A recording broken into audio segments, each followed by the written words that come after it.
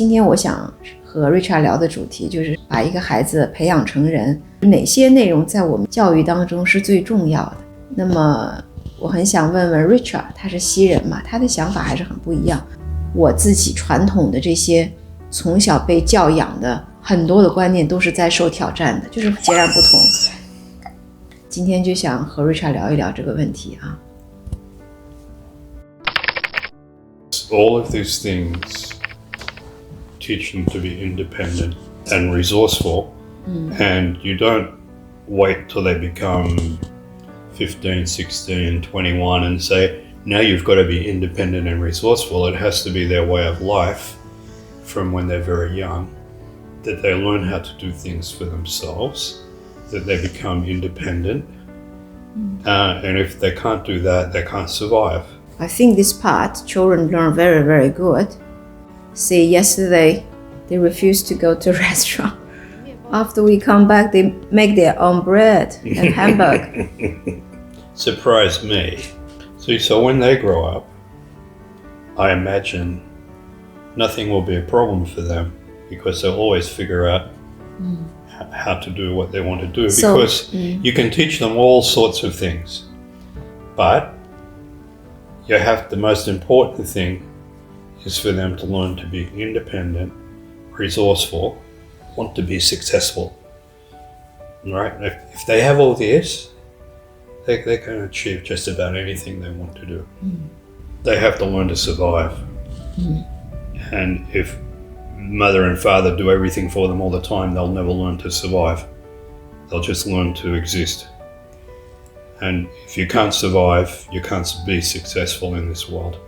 Because even you do very well at school and get into the university and get a very good degree, if you can't survive, if you're not going to try and be successful outside in the real world, all of this study doesn't help you at all.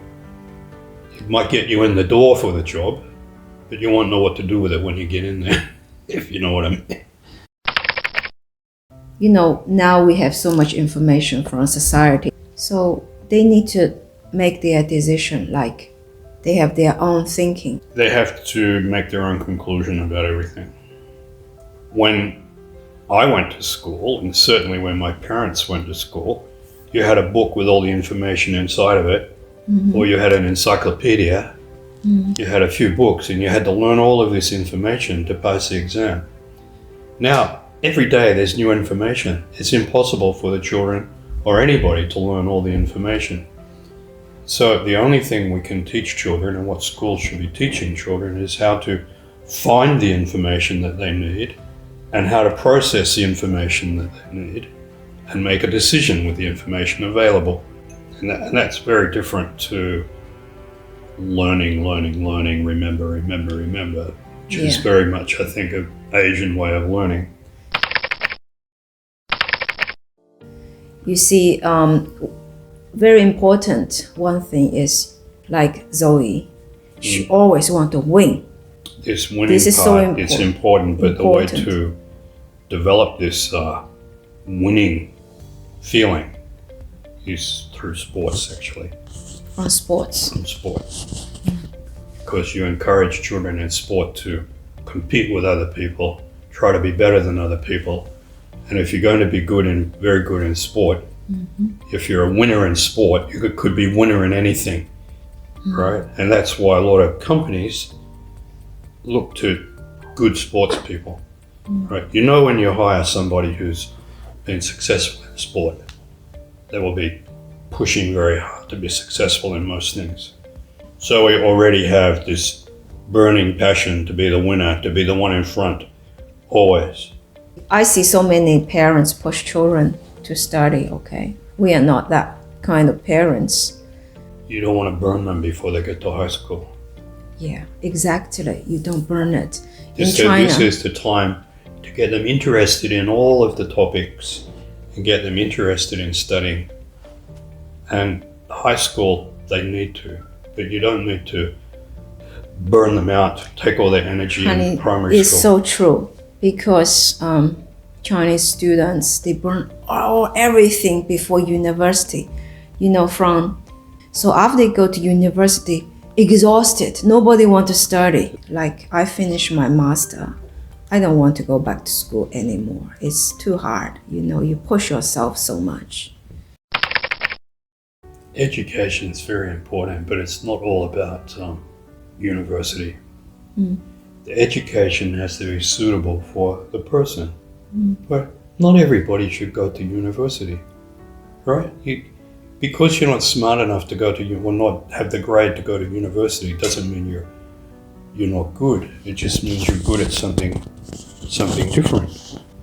Not everybody is suited for university. Some people can do very, very well in life without university. In fact, probably they go to university, they will fail. Look, how many people live around our area here? They're contractors, tradespeople. Honey, They have very good they're life. doing much better than many people with university degree. Lots of money from doing this manual work. How many parents in Yarra Valley, a plumber, electrician, something like this, and because they do well enough, they try to get a better education for their children. But it doesn't mean that if you're not in university, you didn't do well. It's just a different direction. Life. Last time we go to visit the school, you see so much art in the school. And they have theater for performance, cooking for children. Because in China, all the target is 数理化, how to study good, okay? But he said, the children come to this school. It's not only for that. Only some people have interested on this. A lot of children have interest with music, with art, with some other things. So the school should 就是满足 Give different them people's some, need. at least give them some taste of what is it like. Yes. It doesn't, and this is how education works usually in the West, that you don't do art as a major in your high school. You don't do music or cooking, but they give you some exposure, some contact with it. So you might find you have feeling for it and want to do it, or you just need to know these things anyway to make you a more round person. The Chinese people come to Australia, we all feel like successful life is, you go to good school, good university, then have a job, have salary, but after we come to Western country, we feel very different. How to say, the attitude of the life here is much more variety, more healthy. Our measure of success is very different. So if you ask Chinese people, what does it mean to be successful? What they tell you will be very different to Australian person. Most Australian people don't want to be rich and famous. They want to do as little work as possible with as much money as possible, own their own home, and have enough time to relax and enjoy. Very few people are driven to want to become a millionaire or big business or something like that. Most people just want to be happy and comfortable and relax. Problem here is most people too relax. In China, a lot of not only actor, actress, or other business people, when they have this much, they think, I have more and more and more. Because that's the only thing they know. Oh yes, so good, you told me. No, it is because they have no taste of anything else in life, right? Very good. It is. It is. I don't need to have this stuff so badly that I will give up my free time to chase more money and more business. When I worked in China, and we see suppliers come with big fancy car, I always tell them, maybe you're charging us too much. You can buy this car. My perception is, if you're so successful, don't show it so much. Yeah, be a little bit more humble. So right now, I'm quite satisfied with kids. Like when we have no time, they cook their own dishes, their own food. Even we don't ask them, they just do it because they love it. Well, I think this could be expected of kids, but not at 9 years old. They're very young to be doing this. But they have some interest in cooking. I'm happy they have interest in cooking, but I would be very scared if they want to be a chef or something like that. Work is too hard. You're working when the other people are... What are you doing, dog? Hey! Other people are having their dinner at home, going out for social. If you're a chef, you're in the restaurant working for happy, not for business. Yeah, for happy, not for business. I told them already, you want to do some business like this, make sure it's a coffee shop that open at 7 and close by 3 o'clock. I've done this work, okay? I've been working, starting work at 11 o'clock at night, finishing at 7 o'clock in the morning. In that time, the only friends I have are the ones that work the same hours as me. Right? And so you have your day off, everybody's at work. You go out, all your friends are out going to party, go to dinner, you're in the working. Well, I think for me, I want them to be Christian. If you're this, everything else will fall into place. I want them to be successful at something. Up to them what they want to be successful at.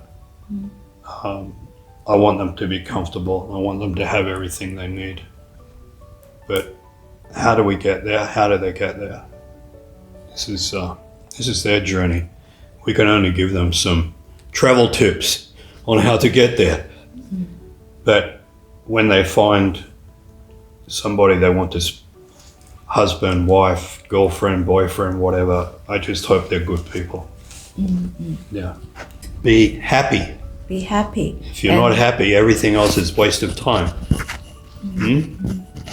Doggy, what's this? Ooh. Sit.